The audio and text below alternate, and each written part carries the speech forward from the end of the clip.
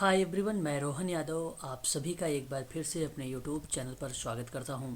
जैसा कि आप सभी लोगों को पता है कि मैं अपने यूट्यूब चैनल पर समाजकारी में संपूर्ण जानकारी प्रोवाइड कराता हूं। समाजकारी में मैं आप सभी के लोगों के लिए एक विशेष ऑफ़र निकाला हूं होली की शुभकामना पर। 7 और 8 मार्च 2023 तक के ये ऑफ़र रहेंगे, केवल 2 दिन के लिए। आप ध्यान रखिएगा, एमपी सेट सोशल वर्क के लिए जिसका एग्ज़ाम जून 2023 में होना है, और यूजीसी नेट सोशल वर्क जिसका एग्ज़ाम जून 2023 में होना है। दोनों की डेट निर्धारित कर दी गई है। ध्यान रखेंगे, इन दोनों एग्ज़ाम की अगर आप सोशल वर्क में तैयारी कर रहे हैं तो मैं आपको मात्र 3000 रुपये में ऑनलाइन क्लासेस प्रोवाइड करा रहा हूँ। रिकॉर्डेड वीडियो रहेगी आपकी, पर डे क्लासेस रहेंगे आप सबके। यूनिट नंबर 1 से लेकर यूनिट नंबर 10 तक की पूरी पीडीएफ रहेगा। हर एक यूनिट के बाद पूरे कंटेंट आपको दिए जाएंगे, और हर एक यूनिट के बाद आपका मॉक टेस्ट होगा। और ध्यान रखिए एक बात और, आप लोग 2004 से लेकर 14 मार्च, आज की तारीख में ही, आज है 7 मार्च, आज डेट क्लियर हुआ है कि सोशल वर्क का जो पेपर होने वाला है वो 14 मार्च को होने वाला है। तो यानी 14 मार्च 2023 का जो पेपर होगा, इनको हर एक ऑप्शन के साथ, व्याख्या के साथ मैं आप लोगों से क्वेश्चन पेपर जो है सॉल्व करवाऊंगा। और यही प्रश्न आप लोगों के एमपी सेट सोशल वर्क में भी देखने को मिलेंगे, क्योंकि एमपी सेट सोशल वर्क कहा है कि मैं यूजीसी नेट के सिलेबस के पैटर्न को फॉलो करूँगा, तो सिलेबस जो है उसको फॉलो करेगा ये एमपी सेट। तो इसलिए एमपी सेट की फ़ीस 3000, यूजीसी नेट की फ़ीस 3000 में आपको प्रोवाइड की जा रही है 7-8 मार्च 2023 तक। ध्यान रखेंगे आप सभी लोग। मैं सोशल वर्क में आप लोगों से पर डे क्लास प्रोवाइड कराता हूँ, मॉक टेस्ट करवाता हूँ, पीवाईक्यू करवाता हूँ, यूनिट वाइज आपको पीडीएफ भी कंटेंट आपको प्रोवाइड कराता हूँ सारे। आप ध्यान रखें कि एमएसडब्ल्यू के स्टूडेंट अगर कोई है या बीएसडब्ल्यू का स्टूडेंट कोई है, तो उनके लिए भी ऑनलाइन क्लासेस जो है मैं प्रोवाइड कराता हूँ 3500 रुपये में उनको, ठीक है। और हर एक यूनिट नंबर, यानी इनकी जो बुक है एमएसडब्ल्यू 1 करके 1, 2, 3, 4, 5 है, उन किताब में जो भी कंटेंट होता है इग्नू का होता है, या किसी भी आप स्टेट से हैं, ठीक है, किसी भी स्टेट से हैं, उन सभी चीज़ों को मैं आपको पीडीएफ प्रोवाइड कराऊंगा और एक सरल शब्दों में आप लोगों से व्याख्या करूंगा, ताकि आपको वो चीज़ें समझ में आ जाए, ठीक है। ध्यान रखेंगे आप लोग। अधिक जानकारी सोशल वर्क में अगर आपको चाहिए तो आप 8506031308 पे आप मुझे कॉल कर लीजिए, या तो व्हाट्सअप करके आप संपूर्ण जानकारी मुझसे प्राप्त कर सकते हैं इसके बारे में। आपको बता दूं कि 12 अप्रैल 2023 के दिन से आपको जो है एमपीपीएससी एक वैकेंसी निकाली है असिस्टेंट प्रोफेसर सोशोलॉजी की, और ये वैकेंसी वही बच्चा फिल कर सकता है जो यूजीसी नेट क्वालिफाई हो या एमपी सेट क्वालिफाई हो। इसकी भी क्लासेस मैं आप लोगों को प्रोवाइड करा रहा हूँ मात्र 4000 रुपये में, केवल 7 और 8 मार्च 2023 तक का ये ऑफ़र है। उसके बाद आपकी फ़ीस जो है बढ़ जाएगी, एमपीपीएससी की भी फ़ीस बढ़ेगी, यूजीसी नेट की भी फ़ीस बढ़ेगी, और एमपी सेट की भी फ़ीस बढ़ जाएगी आप लोगों की, ठीक है। आपको केवल 7 और 8 मार्च तक के ये दिया जा रहा है। आपको बता दूं, मैं आप लोगों से बात करने वाला हूं आज की क्लास में यूरोप में एलिजाबेथन निर्धनता कानून के पूर्व समाज कल्याण का क्या स्वरूप रहा है, ईसाई चर्च के अंतर्गत क्या 6 कर्तव्य के बारे में बात की गई है, उन सभी चीज़ों के बारे में अभी मैं आप लोगों से चर्चा करने वाला हूँ, ठीक है। तो इसे हम कहते हैं भाई history of social work in Europe, है ना। तो ये MP set, MPPSC, UGC net, MSW, BSW के स्टूडेंट के लिए इम्पोर्टेंट रहेगा। यूरोप में समाज कार्य का इतिहास इम्पोर्टेंट है, इसको ध्यान रखिएगा। यूरोप में समाज कार्य का इतिहास बहुत पुराना है, बात को पहले समझ लीजिएगा आप लोग, कॉपी पेन साथ में रखिएगा। प्राचीन ग्रीस और रोम में समाज कार्यों से संबंधित उल्लेख प्राप्त होते हैं। यूरोपीय अगर संदर्भ में मैं बात करूं आप लोगों से, आप लोगों को पता भी होगा इसके पॉइंट ऑफ व्यू से, जब हम लोग देखते हैं यूरोप में तो एलिजाबेथीय निर्धनता कानून का प्रस्ताव हमें देखने को मिलता है ज़्यादातर यूरोप में। तो यूरोप के आधुनिक और आधुनिक उत्तर समाज पर औद्योगिकीकरण और वैश्वीकरण का ही प्रभाव ज़्यादा पड़ा है। तो यूरोप समाजकारी को लिखने के लिए आपको सबसे ज़्यादा जो यूरोप समाजकारी इतिहास में देखा गया है वह आपका आएगा औद्योगिक। आप नोट कर लीजिएगा इस शब्द को, औद्योगिक और आपका वैश्वीकरण का प्रभाव बहुत देखने को मिला है यूरोप के समाजकार्य इतिहास में, जिसके कारण यूरोप में समाज कार्य प्रभावित हुआ। ठीक है, तो ग्रीस नगर, ये मैं जो बता रहा हूँ आपको, एक ग्रीस बताया था आप लोगों से और एक रोम बताया था। तो जो ग्रीस है, ध्यान से समझते चलिएगा आप सभी लोग बातों को मेरे, जो ग्रीस नगर है वो राज्य में समाज कार्य लोकोपकार के व्यवहार के रूप के अंतर्गत आता है। तो यूरोप में एक ग्रीस नगर है जो आपका लोकोपकार पर आधारित है ना। और अब इस बात को फिर जब बात आती है रोम को लेकर, तो रोम में समाज के अंतर्गत जो है सामुदायिक और वर्गों की ओर निर्देशित करता है। ये सामुदायिक कार्यों पर जिक्र किया था। ठीक है, तो आप वैश्वीकरण और जो है औद्योगिकीकरण का प्रभाव यूरोप में पड़ा, जहाँ ग्रीस नगर बताया गया कि भाई समाजकारी लोकोपकार के व्यवहारों के रूप में है, समुदाय और वर्गों को जब निर्देशित करता है तो वो रोम की एक्टिविटी आती है। लेकिन जब तृतीय शताब्दी आता है तो उसमें आप लोगों का ईसाई चर्च देखने को मिलता है, ईसाई चर्च देखने को मिलता है ना। तो ये ध्यान रखेंगे तीसरी शताब्दी में कैसे, अभी मैं जिक्र करूंगा आप लोगों से यूरोप समाजकार्य में। अब प्रश्न देखिए, आपको अगर लिखने के परिप्रेक्ष्य में आता है डिस्क्रिप्टिव में, तो कहता है कि यूरोप में एलिजाबेथन निर्धनता कानून पूर्व समाज कल्याण के स्वरूप को स्पष्ट कीजिए, है ना। तो एक तो ये आता है, आपको 600 शब्दों को लिखने के लिए आ सकता है, 500 शब्दों को लिखने के लिए आ सकता है, 300 शब्दों में लिखने के लिए आ सकता है। ये जैसे मेंस वगैरह की तैयारी कर रहे हैं तो, और इन्हीं में आप लोगों को फैक्ट भी देखने को मिलेगा। कैसे मिलेगा अभी मैं बताऊंगा। दूसरा, अच्छा, या तो प्रश्न ऐसे है, या OR करके मैंने लिखा, या तो प्रश्न वही दोनों है। दूसरे में कहा कि एलिजाबेथन निर्धनता कानून से पूर्व समाज कल्याण प्रारंभिक जो ईसाई परंपरा है वो क्या है। ये था आपका दूसरे टाइप का प्रश्न। तो इस तरीके से प्रश्न बनते हैं। अब प्रश्न में आप लिखेंगे क्या, अब ध्यान दीजिएगा। यूरोप समाजकार्य के अंतर्गत हमें एक बेसेंट ई फहर्टी का नाम मिलता है, आप जैसा कि देख रहे हैं यहाँ पे। और मैं आपको बता दूँ, इन्होंने समाज कल्याण के इतिहास में रुचि रखने वाले विद्यार्थियों को विचार करने के लिए प्रोत्साहित करते हैं कि यह मानव जाति के उदय के साथ आरंभ हुए हैं। तो विसेंट ई फर्टी महोदय ने कहा कि समाज कल्याण के इतिहास में रुचि रखने वाले जो व्यक्ति हैं उनके विचारों को प्रोत्साहित करने के लिए ये था विसेंट डी पाल्ट का स्टेटमेंट। इनका कहना था कि जो स्ट्रक्चर है, जो संरचनाएं हैं, जो प्रक्रियाएं हैं, उनकी परवाह किए बिना आधुनिक दृष्टिकोण को सामाजिक समूह की प्राचीनता के रूप में परिभाषित किया जाए। ये बात इनके द्वारा कही गई थी। ठीक है, यह चीज़ आपको ध्यान रखना है। हालांकि जब ग्रीक नगर की बात आई तो समाज कार्य संबंधित विवरण हमें देखने को मिले। ठीक है, ध्यान दीजिएगा आप लोग। यूरोप में एलिजाबेथन जो कानून है उसके पूर्व समाज कल्याण का जो स्वरूप था वो भिन्न था। तो प्रसिद्ध विद्वान ये विसेंट ई फर्टी महोदय ने रुचि रखने वाले जो पाठक हैं, जो विद्यार्थी हैं, उनके विचारों को प्रोत्साहित किया गया था। यहाँ पे उनके विचारों को प्रोत्साहित किया गया था। उनका कहना था कि समाज कार्यों का उद्भव मानव जाति के उदय के साथ हुआ है, उनका कहना था।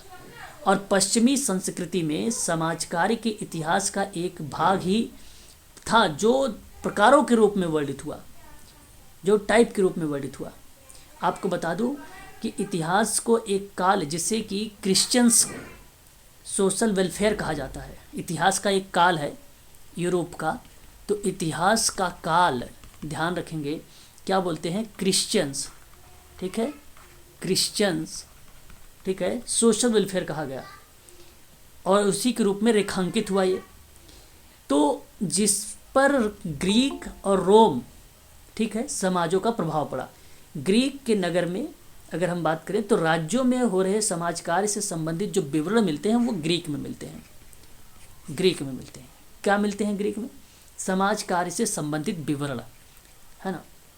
ग्रीक नगर में 5वीं शताब्दी में लोकोपकार आया था, ग्रीक नगर में लोकोपकार आया था, 5वीं शताब्दी में आया था, 5वीं शताब्दी में, ये आपको ध्यान रखना है, ठीक है। चलिए आगे देखते हैं और क्या मिलता है हमें। अब देखिए दूसरी पॉइंट में कह रहा है कि उत्तरवर्ती रोम साम्राज्य में निर्धनों की स्थिति पर चिंता व्यक्त की गई और उनका समाधान सहायता के संग्रह और विवरण हेतु उच्च संगठित प्रणाली को खोजने का प्रयास किया गया। अब ध्यान सुनिए, उत्तरवर्ती रोम साम्राज्य में निर्धनों की जब स्थिति पर चिंता व्यक्त की गई तो वहाँ पे समाधान सहायता के संग्रह और विवरण हेतु उच्च संगठित प्रणाली को खोजने का प्रयास किया गया था इसमें, ठीक है, खोजने का प्रयास किया गया था। तो इसके अंतर्गत ध्यान रखेंगे एक स्वैच्छिक सामाजिक सेवाएं प्रणाली विद्यमान थी जो विभिन्न समूहों के साथ जरूरतों की पूर्ति करती थी। जो सदस्य थे उस समुदाय में उनकी जरूरतों को पूरा करना उत्तरवर्ती रोम साम्राज्य में आया था, है ना, उत्तरवर्ती रोम साम्राज्य में हमें देखने को मिला था। ये चीज़ आप ध्यान रखेंगे। और निर्धनता की सहायता करने के निर्देश थे। अगर हम बात करें आप लोगों से तो वहाँ पर निर्धनता की सहायता करने को निर्देश दिया, फिर लोगों से यह अपेक्षा की गई कि निर्धन लोगों की सहायता करें और प्रत्येक फसल, ठीक है, फसल का एक निश्चित हिस्सा अनाथ और विधवाओं, अनजान लोगों के लिए रखें। हाँ, ये बात इस समय लोगों में समाज कार्य की गंभीरता के रूप में लिया गया था यूरोप में समाज कार्य को लेकर। हालांकि फिर तीसरी शताब्दी आई और तीसरी शताब्दी में अगर हम देखें तो ईसाई चर्च की अंतर्गत 6 प्रमुख कर्तव्य की बात कर दी गई। ध्यान रखेंगे आप सभी लोग। देखिए ये फिर आई तीसरी शताब्दी। तीसरी शताब्दी में ईसाई चर्च की जो है अंतर्गत 6 प्रमुख कर्तव्य बताए गए, जिसको हम लोग बोलते हैं भी ईसाई चर्च के अंतर्गत उन 6 कर्तव्य या भूमिकाओं का उल्लेख कीजिए जो समाज कल्याण से संबंधित है और ये समाज कल्याण से संबंधित किए जा सकते हैं। ये तीसरी शताब्दी में आया था, ये बात ध्यान रखिएगा। 6 कर्तव्य कौन कौन से थे अभी बताएंगे। तो मैंने अभी तक आप लोगों से इस प्रश्न में अगर बात करूँ, प्रश्न नंबर इस वाले में कि यूरोप में एलिजाबेथन निर्धनता कानून है पूर्व समाज कल्याण का स्वरूप स्पष्ट करिए, तो मैंने इसमें एक बात ये बताया है कि विसेंट ई फर्टी का नाम आता है। पहली बात ध्यान रखेंगे आप सभी लोग, विसेंट, ठीक है, ई फर्टी का नाम, ये नाम याद रखेंगे, फर्टी। और इन्होंने क्या बोला कि समाज कल्याण के इतिहास में रुचि रखने वाले जो विद्यार्थी हैं उन विद्यार्थियों की बात कहा गया, उनको मोटिवेट किया जाए, पहली पॉइंट इस वाले में। फिर इसने कहा कि पश्चिमी संस्कृति में समाज कार्य का इतिहास अलग रहा था। तो बेसिकली रोम और ग्रीस की बात की गई, रोम और ग्रीस की बात की गई। तो ग्रीस में क्या चीज़ थी? ग्रीस में मैंने क्या बताया था आप लोगों से? ग्रीस में बताया था लोकोपकार व्यवहार के जो समाज के अंतर्गत समुदाय आते हैं, जो वर्ग आते हैं, उनको निर्देशित किया गया, लोकोपकार पर बल दिया गया। कहाँ पे? ग्रीस नगर में। ग्रीस नगर की बात हुई थी ये, ग्रीस नगर की। और फिर बात एक आती है रोम की। तो मैंने रोम में क्या बताया था आप लोगों से? मैंने कहा कि रोम जो है समाज कार्य से संबंधित विवरण मिलता है, सोशल वर्क से संबंधित उसका डिस्क्रिप्टिव या विवरण मिलता है यहाँ रोम में ये मिलता है। और फर्टी ग्रीस में क्या चीज़ें थी? कम्युनिटी पर आधारित थी। आप ये बात कह लीजिए तो सबसे बढ़िया रहेगा, है ना। समुदाय पर आधारित था, लोकोपकार पर आधारित था, ये कह लीजिए ग्रीस का। ये 2 बातें यहाँ पे क्लियर हो गई। फिर मैंने कहा था कि उत्तरवर्ती रोम साम्राज्य में निर्धनों की स्थिति जो थी बड़ी चिंतामय थी।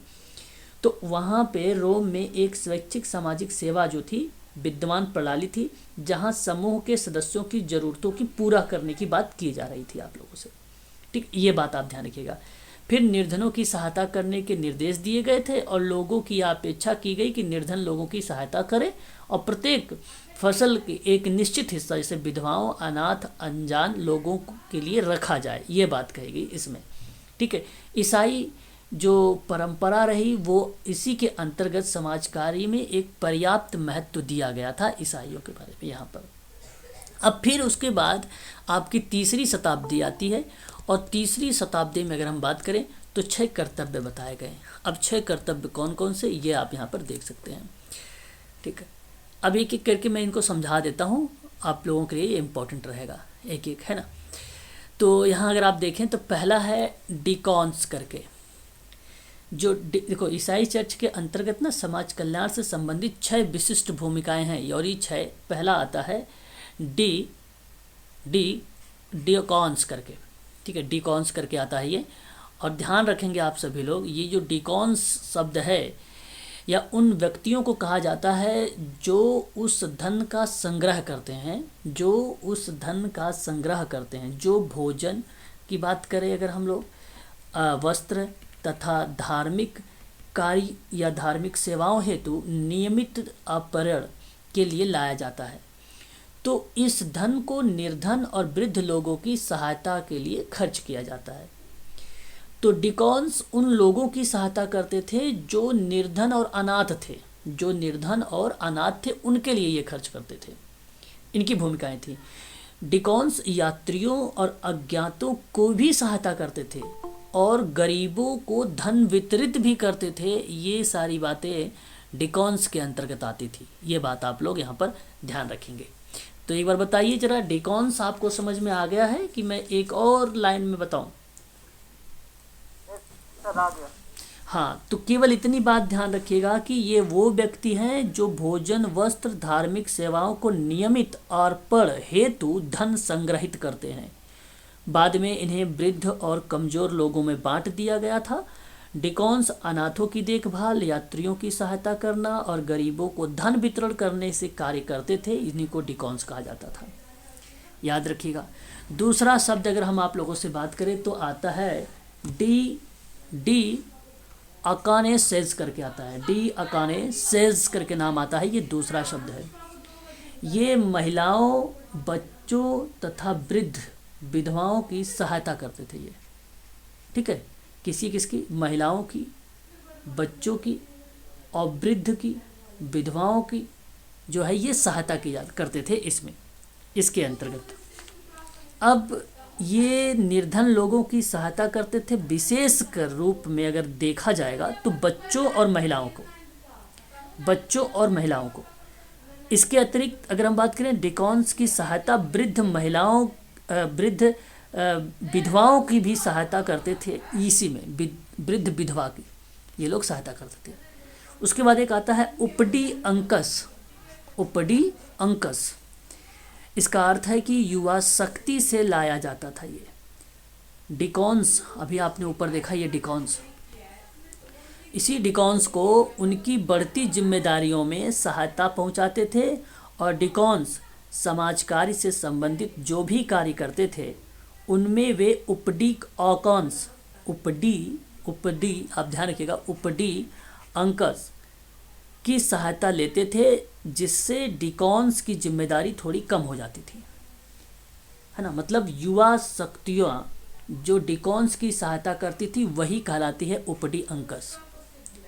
ठीक है, ये बात आप ध्यान रखेंगे। तीसरा है ओझा ये प्रेतात्माओं को शरीर से बाहर निकालने वाले व्यक्ति के रूप में समझे गए थे, ओझा। तो ये मानसिक स्वास्थ्य, आप लोगों ने सुना भी होगा, मानसिक स्वास्थ्य के मूल कर्ता माने जाते थे, जिससे मानसिक विकृतियों से ग्रस्त जो व्यक्ति होता था उनका सामान्य उपचार के रूप में ये सेवा देते थे ओझा लोग। तो ओझा उन लोगों को कहा जाता था जो शरीर में प्रेतात्माओं को निकालने का काम करते थे। यह एक प्रकार का डरावना और धार्मिक टास्क होता था, कार्य होता था। और ओझाओं को मानसिक स्वास्थ्य परामर्श के दूत माना जाता था, जिन्होंने अपनी शक्ति से मानसिक विकृति से ग्रस्त व्यक्तियों की सहायता की या सेवा की और उनके शरीर में प्रेतात्माओं को निकालकर उन्हें मानसिक संतुष्टि प्रदान करते थे ये ओझा लोग। बात समझ में आ रही है सभी लोगों को? बताइए एक बार। हाँ, एक था आपका खनक, एक था आपका खनक। ये मैं बात कर रहा हूँ आप लोगों से ईसाई के बारे में, ठीक है। ईसाई चर्च के अंतर्गत जो है 6 कर्तव्य हैं, उन्हीं 6 कर्तव्यों पर बात कर रहा हूँ। कर्तव्य की मतलब होता है भूमिका, कर्तव्य का मतलब होता है यहाँ पर भूमिका। एक शब्द आता है खनक। अच्छा, खनक क्या होते हैं, एक लाइन में समझने का प्रयास करें। ये कब्र खोदने वाले थे, कब्रों को सजाते थे तथा कब्रिस्तानों का रख रखाव करते थे, उनको खनक कहते थे। तो जो खनक कब्र को खोदने वालों को कहा जाता है, जिन्होंने कब्र बनाई है। विभिन्न समाधि स्थल खोदना और इन समाधि स्थलों को चित्रकारी तथा विभिन्न प्रकार की नक्काशी से सजाया जाता था। किससे सजाया जाता था? विभिन्न प्रकार की जो नक्शकाशी थे उनसे सजाया जाता था, नक्शकाशी से। तो इन लोगों ने कब्रिस्तानों को सामान्यतः रख रखाव के रूप में ये जाने गए खनकज। और फिर एक आता है पैरा बैलानी। इसके अतिरिक्त सहायक, इनको जो है इन्हें अतिरिक्त सहायक कहा जाता था। इन लोगों ने अनाथों और निर्धनों की देखभाल की। यही लोग जो है बाद में शताब्दियों में चिकित्सालय परिचारक के रूप में पहचाने गए थे। तो ये परिचारक के रूप में पहचाने गए थे। कौन थे ये, याद रखेंगे आप सभी लोग। क्या नाम आता है फिर देखने को हमें? पैरा बैलानी। क्या नाम आता है? पैरा बैलानी। क्लियर रहेगा? बता दीजिए एक बार।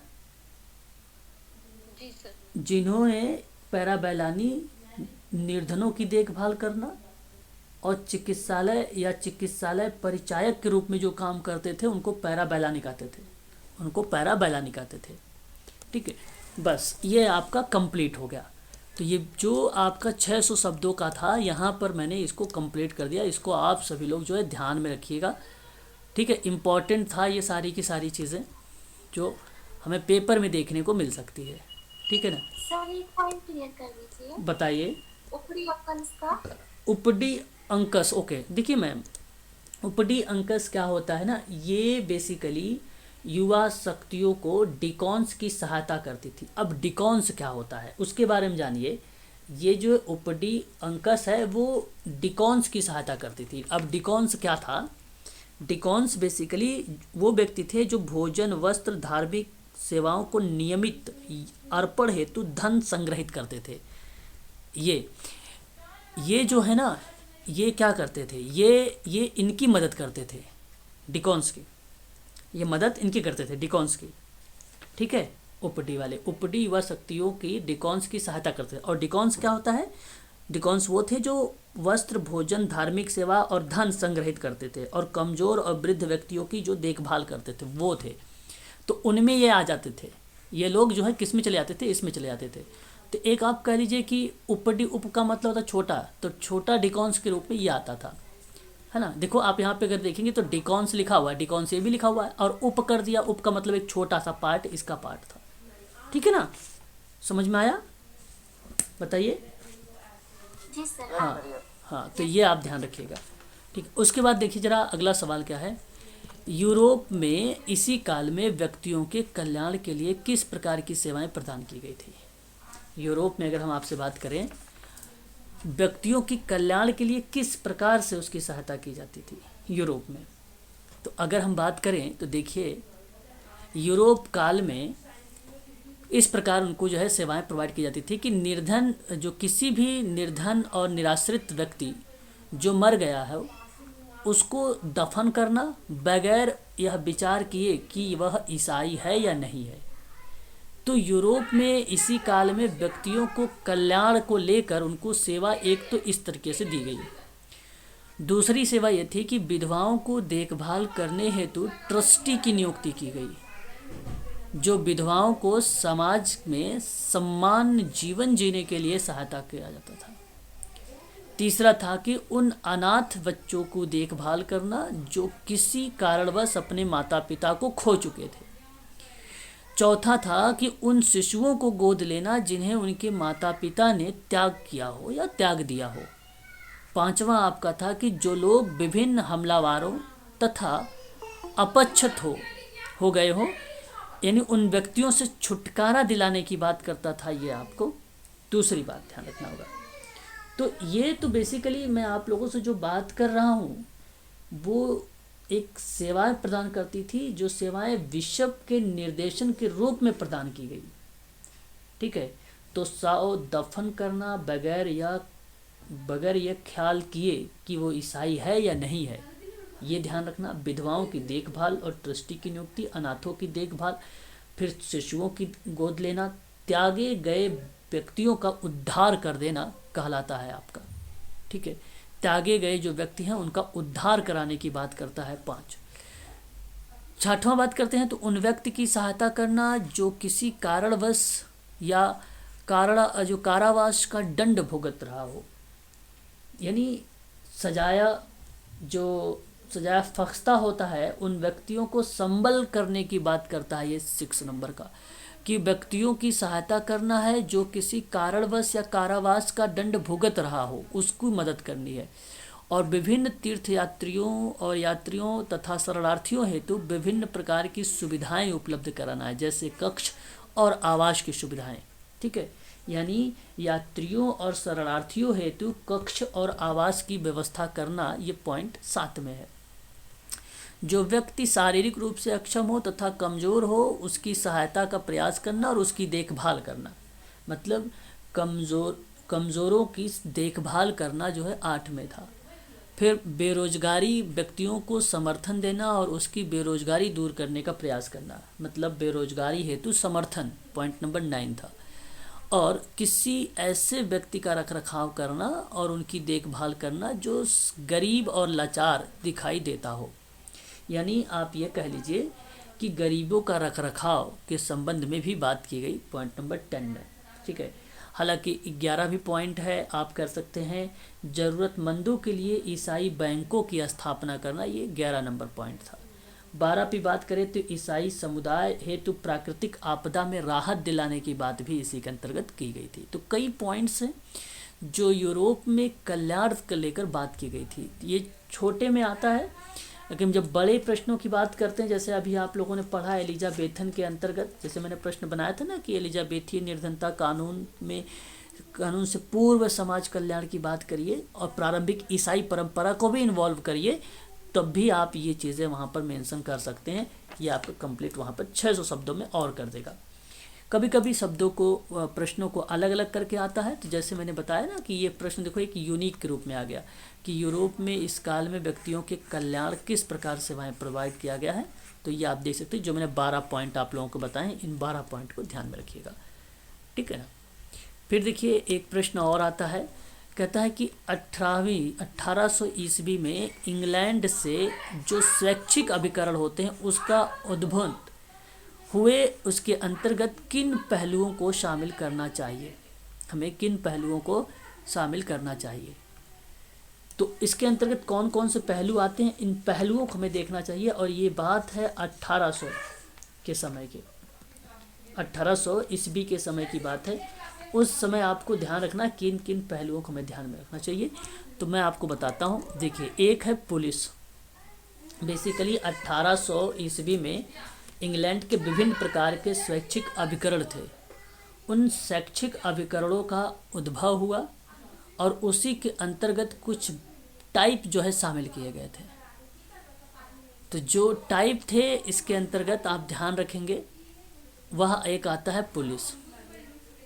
पुलिस विभिन्न स्वैच्छिक अभिकरणों के अंतर्गत जो है पुलिस प्रशासन को महत्वपूर्ण स्थान दिया गया था इसमें, क्योंकि ये राज्य में सुरक्षा की जिम्मेदारी जो है, राज्य में जो सुरक्षा की जिम्मेदारी होती है वो पुलिस प्रशासन की थी। किसकी थी? पुलिस प्रशासन की थी, पुलिस प्रशासन की थी। इसलिए कहा जाता है कि 1800 ईस्वी में इंग्लैंड में जो स्वैच्छिक अभिकरण थे उनमें आपका एक पार्ट आता है पुलिस का, जो सामाजिक सुरक्षा के संबंध में बात करता है। ये एक प्रकार से समाज को कंट्रोल या पॉजिटिव या सकारात्मक दृष्टिकोण से आगे ले जाने में काम करती थी पुलिस।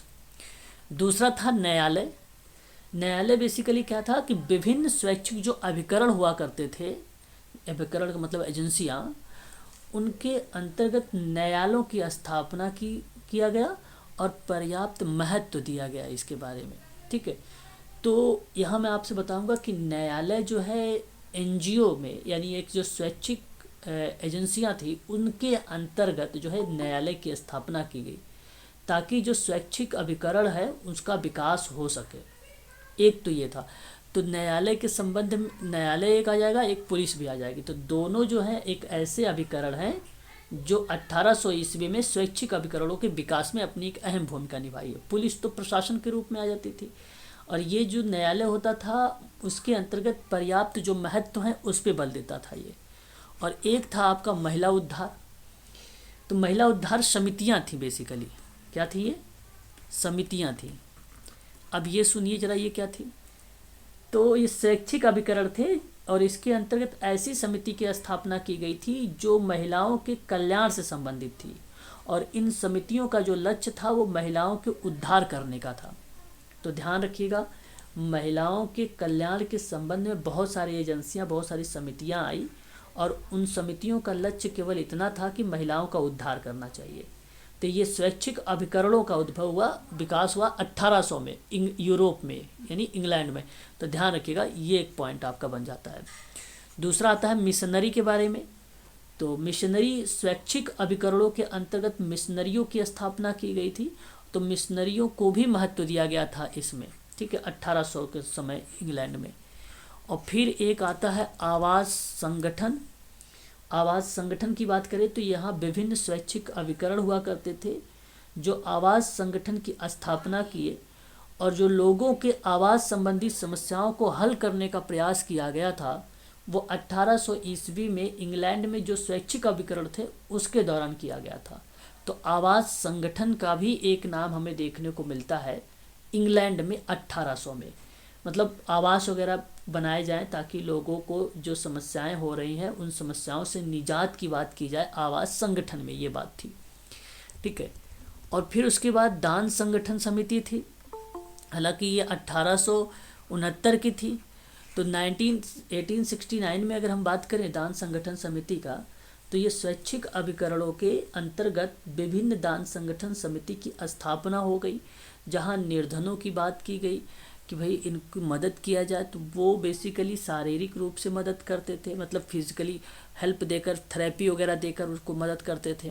साथ ही साथ फाइनेंशियल से भी रिलेटेड था ये। ठीक है, थेरेपी से रिलेटेड था, समाज की मुख्य धारा से जोड़ने से संबंधित था दान संगठन समिति, है ना। तो ये आप ध्यान रखिएगा। फिर विश्वविद्यालय बस्तियाँ आई। विश्वविद्यालय बस्तियाँ मतलब स्वैच्छिक अभिकरणों के अंतर्गत जो है विश्वविद्यालय बस्तियों की भी स्थापना किया गया, जिससे 1800 ईस्वी के दौरान में इंग्लैंड में जो शैक्षिक अभिकरण थे उनका विकास हुआ। तो एक तो ये भी था विश्वविद्यालय बस्तियों को बनाना। फिर व्यक्तिक सामाजिक कार्यकर्ता का होना ज़रूरी था।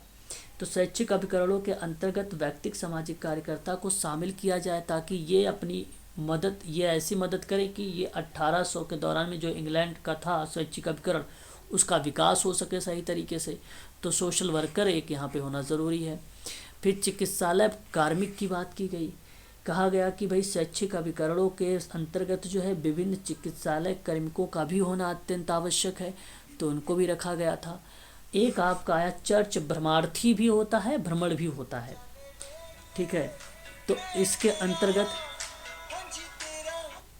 ध्यान रखेंगे। ठीक है, तो भ्रमणार्थी का मतलब क्या बनेगा यहाँ पे, तो शैक्षिक अभिकरणों के अंतर्गत जो चर्च भ्रमणार्थी थे उनको शामिल किया जाए, ये जिक्र किया गया इसके अंतर्गत। तो आप ध्यान रखेंगे, ये भी पॉइंट आपका सही रहेगा फिर। ठीक है, तो कुल टोटल मिला जुला के आप लोगों को ध्यान रखना होगा, ये जो मैंने पुलिस, न्यायालय, मिशनरी, महिला उद्धार, आवास संगठन, दान संगठन, विश्वविद्यालय बस्तियाँ, केस वर्कर, सोशल वर्कर, चिकित्सालय कार्मिक और चर्च भ्रमणार्थी, इन सब की भूमिका हमें देखने को मिलती है 1800 ईस्वी में इंग्लैंड के स्वैच्छिक अभिकरणों में। ठीक है, तो ये बात आपको ध्यान रखना होगा। क्लियर है? एक बार बता दीजिए, ये भी प्रश्न आपका कंफर्म हो गया, यानी डन हो गया। इसमें स्वैच्छिक स्वैच्छिक अभिकरण की इंग्लिश क्या होती है? वॉलेंट्री बोलते हैं इसको, स्वैच्छिक को, और अभिकरण जो होता है एजेंसी होती है। ओके हाँ सर। हाँ, वो एजेंसियाँ होती हैं। ठीक है, हाँ, तो ये आपको ध्यान रखना होगा, काफ़ी इम्पोर्टेंट ये पॉइंट है, इसको ध्यान रखेंगे सभी लोग। लिखने के लिए आप लोग जो है इसका सहारा ले सकते हैं। बेसिकली यूरोप से बहुत कम प्रश्न वगैरह आता है, परंतु आप देखे रहिएगा, हो सकता है आप लोगों से बना दिया जाए। तो केवल कीवर्ड्स को ध्यान रखें, रट्टा मारने की ज़रूरत नहीं है आप लोगों को। हिस्ट्री होती ही है थोड़ी सी ऐसी, हमें हर एक वर्षों के बारे में पढ़ना पड़ता है, और हिस्ट्री का मतलब होता है कि हमने अभी सुना नहीं होता है उसको, है ना। जब अगर आप पढ़ते रहते हैं तो सुने में आता है, जब हम बाद में इस सारी चीज़ों को पढ़ते हैं तब हमें ये सब सारी चीज़ें देखने को मिलती है सोशल वर्क में, है ना। तो याद रखेंगे। अब हम अगले सवाल पे बात करते हैं। यूरोप में आधुनिक समाज में समाज कार्य का स्वरूप को स्पष्ट करना है आप लोगों को। तो ये क्या हो सकता है, अगर हम इसके बारे में चर्चा करें आप लोगों से, तो आप ध्यान रखें, यूरोप के आधुनिक समाज में समाज कार्य के स्वरूप को अगर आपको स्पष्ट करना है तो कैसे करेंगे, पता है किसी को? यूरोप में आधुनिक समाज की बात मैं कर रहा हूँ, बताएं। सर वो प्रोफेशनली वो बात करेंगे ना वहाँ पे कि व्यवसाय के रूप में कैसे आया यूरोप में, ना वही होगा ना? बिल्कुल बिल्कुल। देखो, ये जो भारत में, या सॉरी, जो यूरोप में समाजकारी तथा आधुनिक समाज रहा है वो बहुत ही फेमस रहा है। उसकी भूमिकाएं जो रही हैं, एक्टिव रही हैं। तो इसके अंतर्गत मैं आपको कुछ पॉइंट्स बताते चलूँगा और आप लोग ध्यान रखिएगा। ज़्यादा पॉइंट्स नहीं हैं, थोड़ी बहुत पॉइंट है। मैं आपसे कहूँगा कि 18वीं, ये देखो आपको बता दूँ, ये 18 मई नहीं है, ये 18वीं तथा 19वीं शताब्दी के समय में यूरोप में औद्योगिक क्रांति का काल रहा था। और इसी समय जो समाज परिवर्तन हो रहे थे, उन्हीं आधुनिक समाज में समाज कार्यों के प्रारंभ के रूप में रेखांकित किया गया था। और सामाजिक परिवर्तन के कारण जो विभिन्न प्रकार की समस्याएं थीं, जैसे निर्धनता, बीमारी, आवास को लेकर, शराब और द्रव्य दुर्व्यसन, वेश्यावृत्ति तथा बच्चों को दीनहीन, अथवा आप ये कह लीजिए कि अवस्थाएं जो होती थी वो धीरे धीरे कम होती जा रही थी। तो इस समय लोगों की जो ज़रूरतें थी, मेरी आवाज़ जा रही है आप लोगों के पास? ओके, याद रखेंगे सभी लोग, इम्पोर्टेंट चीज़ें हैं हम सब के लिए, पेपर में हम सबसे पूछा जाता है ना। तो अगर मैं आप लोगों से यहाँ बात करूँ तो ज़रा मुझे बताइए आप लोग, जब निर्धनता, बीमारी, आवास, शराब, द्रव्य दुर्व्यसन, वेश्यावृत्ति, बच्चों को दीनहीन अवस्था धीरे धीरे जब कम होती जाती थी, तो वह कौन सी शताब्दी थी यूरोप की? तो वो 18वीं और 19वीं शताब्दी थी। तो वो औद्योगिक क्रांति का काल था, वो औद्योगिक क्रांति का काल था वो। और इसी समय जो है लोगों की ज़रूरतों के अनुसार उस अनेक प्रकार की जो सेवाएं थीं उसको लागू की गई, जो समाज कार्यों से संबंधित थी, जिसमें प्रमुख थी कि भाई बच्चों की कार्य दशाओं में सुधार से संबंधित हो। 18वीं शताब्दी में स्वच्छता से संबंधित कानून बनाए जाएं, शिक्षा हो, पुलिस व्यवस्था हो, उससे संबंधित सुधार हो, कारागार की दशाओं में सुधार हो, सार्वजनिक कार्यशालाओं का आयोजन हो, मानसिक चिकित्सालयों की स्थापना हो। इस तरीके की बात औद्योगिक क्रांति काल के अंतर्गत कही गई थी यूरोप के आधुनिक समय में समाज कार्य में, याद रखेंगे। फिर उसके बाद आया आपका इंग्लैंड में 1834 में निर्धनता कानून संशोधन अधिनियम। इस अधिनियम के अंतर्गत जो है इंग्लैंड में निर्धनों को 2 समूहों में विभाजित कर दिया गया। पहले समूह के अंतर्गत पात्र निर्धन आते थे, और इसके अंतर्गत व्यक्ति आते थे कि जो वृद्ध, बीमार, निर्धन और निराश्रित हो, उसको पात्र निर्धन के अंतर्गत रखा गया था। और इस प्रकार के व्यक्ति जो हैं विभिन्न दानदाता समूह तथा विभिन्न स्वैच्छिक संगठन के आर्थिक सहायता प्राप्त करते थे। अच्छा, फिर एक आता था अपात्र निर्धन।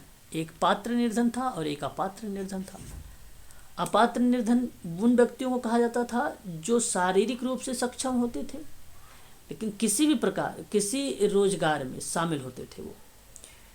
तो अधिनियम में यह प्रतिस्थापित किया गया कि राज्य का यह कर्तव्य है कि वह अधो वर्ग को समाज से बहिष्कृत और अनुशासित करे। मतलब 19वीं शताब्दी में भी इस तरह के पहल की गई थी और समाज कार्य के संबंध में महत्वपूर्ण कार्यक्रम को भी प्रारंभ किया गया था। जैसे हम कहें बच्चों को निःशुल्क शिक्षा देना, ये 1834 इंग्लैंड में हुआ था, ठीक है। और सार्वजनिक स्वच्छता पर बात करना, कारखाना और खदान मालिकों द्वारा कार्य दशाओं से संबंधित कानून बनाना, परिवार के लिए कानून बनाना, ये सारी बातें जो है बेसिकली कही गई थी 19वीं शताब्दी में। हालांकि जब हम बात करते हैं, आप ध्यान रखिएगा, एक आता है 1834 नहीं होगा, आप यहाँ पे लिखिए 84 होगा, करेक्ट कर लीजिएगा, या आपका 1884 होगा, ठीक है, 1884 होगा, 1884 होगा। 1884 में क्रूरता विरोध तथा बाल संरक्षण अधिनियम आया। कब आया? 1884 में आया, ठीक है। अब इसके प्रावधान ये थे कि बच्चों को गृह कार्यों से हटाना था, बच्चों को सुरक्षा देने की बात थी। इंग्लैंड के सभी राज्यों ने प्रत्येक नीति का पहल नहीं कर पाया, तो स्कॉटलैंड ने निर्धनों की सहायता के लिए कराधान की अनुमति दे दी थी स्कॉटलैंड ने, लेकिन इसे फिर बाद में लागू भी किया गया था, इसको फिर लागू भी हुआ ये। तो इंग्लैंड में कई ऐसी स्वैच्छिक एजेंसियां थीं, उनका विकास हुआ, जैसे पुलिस, न्यायालय, मिशनरी आप अभी देख रहे थे, महिला उद्धार समिति, आवास संगठन, दान संगठन, व्यक्तिगत सामाजिक कार्यकर्ता, चिकित्सकीय कार्मिक और संगठन, ये सारी चीज़ें आप यहाँ पर मेंशन भी कर सकते हैं। फिर मध्यवर्गीय महिलाओं ने भी समाज कार्यों में अपना योगदान दिया। तो महिलाओं ने निर्धन गृह, कार्यशाला, विद्यालय आवास, बंदी गृह और निर्धन परिवार के दैनिक जीवन के प्रबंध हेतु महत्वपूर्ण भूमिका निभाई गई थी उस समय यूरोप में। तो मैं आप सबसे कहूँगा कि इस सवाल में आप 18वीं और 19वीं शताब्दी याद रखें, औद्योगिक क्रांति का काल रहा। दूसरा आप याद रखें कि 1834 क्या है, 1834 एक संशोधन अधिनियम था जिसमें पात्र और अपात्र निर्धनों की बात की गई थी। और फिर तीसरा आप याद रखिएगा 1884 जिसमें क्रूरता विरोध तथा बाल संरक्षण अधिनियम पारित हुआ, जिसमें बच्चों को गृह कार्यों से हटाने की बात की गई थी और बच्चों की सुरक्षा की बात की गई थी इसमें। और फिर उसके बाद आप चाहो तो अभिकरणों का जो प्रमुख आप लोगों ने पिछले सवाल में पढ़ा है, पुलिस प्रशासन वगैरह, यहाँ पर इसके नीचे मेंशन कर सकते हो, वो भी पार्ट इसका बन जाता है, ठीक है। बात समझ में आ गई इस सवाल के बारे में कि यूरोप के आधुनिक समाज में समाज कार्य का क्या स्वरूप स्पष्ट हुआ है? बता दीजिए एक बार। याद रखेंगे ये। फिर उसके बाद हम बात करते हैं, हमारे सामने और एक सवाल आता है, आप देख लीजिए कि यूरोप में औद्योगिकीकरण के पहले की समाज कार्य के विकास को स्पष्ट करिए। अब ये यूरोप के संबंध में है ना, आप लोग ध्यान रखेंगे, इम्पोर्टेंट सवाल है हम सबके लिए। तो यहाँ पे करेक्ट आप क्या इसके बारे में कहना चाहेंगे? यूरोप में बताएं, क्या विचारों का आप प्रकट करना उचित समझेंगे अपने? यूरोप में आधुनिक, जी बताएं। चलो मैं बताता हूँ फिर। तो यूरोप में औद्योगिकीकरण के पहले समाज कार्यों को अत्यधिक महत्व दिया जाने लगा और यूरोप के प्रारंभिक ईसाई परंपरा रही थी तथा 1601 में एलिजाबेथीय निर्धनता कानून के बीच की जो अवधि थी वो अनेक कार्यों का उल्लेख प्राप्त करता था, अनेक कार्यों का उल्लेख प्राप्त होता था, जो समाज कार्यों से या देखा जाए या उसकी दृष्टि से देखा जाए तो बहुत ही महत्वपूर्ण था। 1601 बेकर ने इसी काल से घटित अनेक कार्यों का उल्लेख भी किया था। बेकर महोदय ने, क्या नाम था उनका? बेकर। और ये बेकर महोदय ने 1601 वाले जो निर्धनता कानून था इंग्लैंड का, उसका उल्लेख किया था बेकर महोदय ने। आधुनिक काल में ध्यान रखेंगे, आधुनिक काल में, ठीक है ना, इसको ध्यान रखेंगे। फिर इंग्लैंड में आपने 1215 का नाम तो सुना ही होगा। एक सम्राट थे, उनका नाम था जॉन। जॉन के द्वारा एक महाधिकार पत्र हस्ताक्षरित किया गया था। इसी को इंग्लैंड में क्या बोला जाता है, महाधिकार पत्र को मैग्ना कार्टा बोला जाता है। हाँ, मैग्ना कार्टा बोला जाता है, ध्यान रखेंगे आप लोग ये। फिर उसके बाद अगर हम बात करें 1348 यानी 1348 आता है। 1348 में यूरोप में सामंतवादी सामाजिक जो प्रणाली था उसका पतन प्रारंभ हो गया। सामंतवादी आपका सामाजिक प्रणाली थी, क्या थी, सामाजिक प्रणाली थी, और इसी प्रणाली का पतन हो गया यानी 1348 में, जो एक सामंतवादी समाज के स्थापना का एक महत्वपूर्ण घटना भी माना जाता है। फिर अगर हम बात करें तो 1531 में यानी 1531 में इंग्लैंड में अध्यादेश जारी हो गया था। पेपर में आता है ये अध्यादेश कब जारी हुआ था इंग्लैंड में। सर ये राहत प्रदाता विधान यही होगा ना? हाँ हाँ हाँ हाँ हाँ, वही राहत प्रदाता, ठीक है। मैंने आप लोगों से जो लास्ट वाली हमारी क्लास हुई थी अमेरिका पर, मैं जब वैश्विक लेवल पर बात कर रहा था तो 1531 के बारे में आप लोगों से बात किया था कि इंग्लैंड का प्रथम निर्धन राहत प्रदाता विधान जारी किया गया था, जिसमें वृद्ध और निर्धन व्यक्तियों का भिक्षाटन की अनुमति दी गई थी। वही बात मैं यहाँ पर आप लोगों से बता रहा हूँ कि 1531 में इंग्लैंड ने एक अध्यादेश जारी किया जो निर्धनों को राहत प्रदान करता था या उससे संबंधित था। तो यह अध्यादेश जो है वृद्ध और अक्षम व्यक्तियों को भिक्षाटन की जो अनुज्ञापत है उसको प्रदान करता था।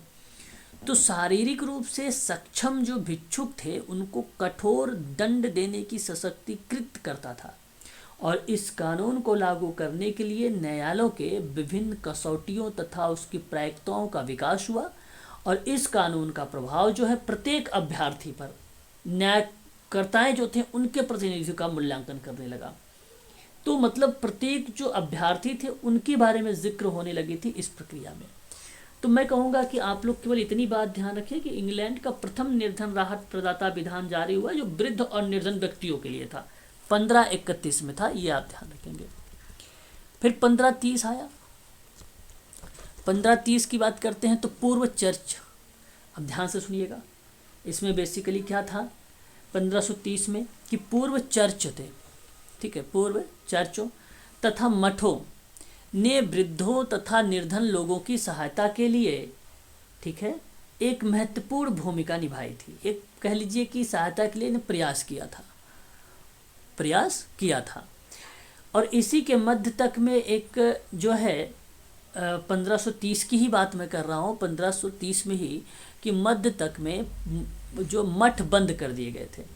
1530 ईस्वी के मध्य में क्या कर दिए गए, इस मठ को बंद कर दिए गए तथा सामंतों ने समाजकार्य की इस प्रक्रिया को समाप्त कर दिया था। सामंतों ने 1530 में। फिर 1600 इसी कारणवश 1601 में एलिजाबेथन निर्धनता कानून अधिनियम पारित हो गया।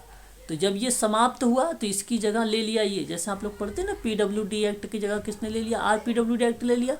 उसी तरीके से 1530 जब यहीं पर बंद कर दिया गया तो एलिजाबेथन पुअल्ला आ गया 1601 वाला, ठीक है, ये बात ध्यान रखेंगे।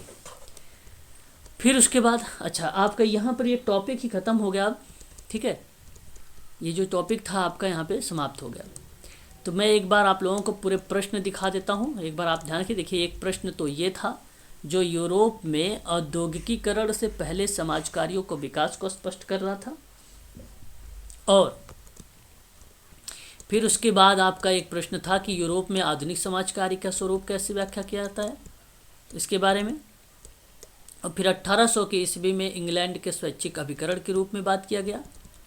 और फिर एक सवाल था आपका कि यूरोप में इसी काल में व्यक्तियों के कल्याण के लिए किस प्रकार की सेवाएं आप देंगे। जो मैंने सेवाएं आपको बताई है ये सारी सेवाएं आप देंगे नीचे वाली। फिर उसके बाद एक सवाल आपका था यहाँ पे कि तीसरी शताब्दी के दौरान में ईसाई चर्च के अंतर्गत 6 जो भूमिकाएं हैं उसके बारे में बात करें, यानी कर्तव्य के बारे में बताएं। और फिर उसके बाद एक सवाल ये था कि यूरोप में एलिजाबेथन निर्धनता कानून पूर्व समाज कल्याण के स्वरूप को स्पष्ट कीजिए, या तो आप ये कह लीजिए कि निर्धनता या एलिजाबेथन इन निर्धनता कानून से पूर्व जो समाज है उसका कल्याण प्रारंभिक ईसाई परंपरा क्या रही है। बस इतनी चीज़ें आप लोग ध्यान रखिएगा, ये सभी के सभी जो थे आप सबके लिए इम्पोर्टेंट थे। ठीक है ना, एक बार बताइए। हाँ, बस इतनी चीज़ें आप लोगों को ध्यान रखनी है। ठीक है ना, चलिए आप देखेंगे आज जो है अगर मिलेगा 6:30 पर मैं आपको बता दूंगा कि 6:30 क्लास होगी कि नहीं होगी। ठीक है, और अगर होगी तो ज़रूर ऐसे होनी चाहिए क्योंकि अभी मुझे कहीं जाना है। ठीक है, सर कल भी रहेगी क्या क्लास? क्लास देखिए अभी मैम कल तो होली है और आप पता है मैं जहाँ रहता हूँ तो वहाँ ज़्यादा शोर शराबा होता है। वैसे भी जिस दिन होली नहीं होती है और जिस दिन होली होगी तो सोचो क्या होगा, है ना। जी सर। तो अगर थोड़ा सा मिलेगा मुझे वो